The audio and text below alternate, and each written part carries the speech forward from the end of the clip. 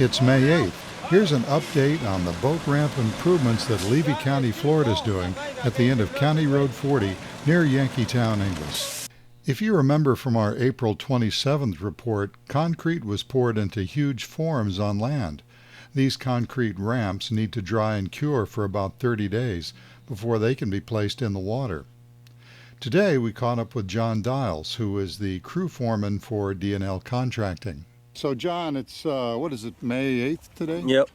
May 8th today.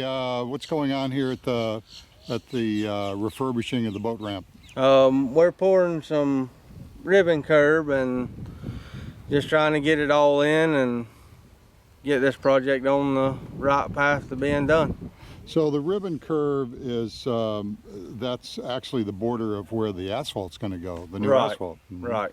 It's the border of the outside of what's going to be the new asphalt road coming into the boat ramp.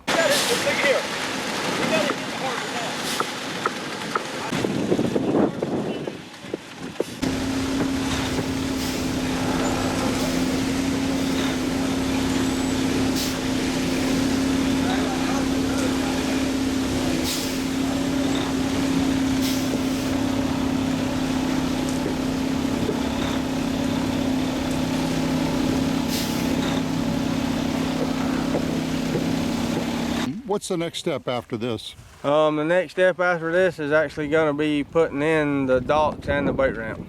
Okay. Yep. And that's probably within, what, a couple of weeks? They Yeah. Mm-hmm. Yep. Yep. Okay. All right. Okay, well, thanks, John. Yes, and, sir. Good luck to you. Yeah. Has to be done in 2 months, huh? Yeah. Yeah. So we're kind of behind the gun here, trying to get it all done.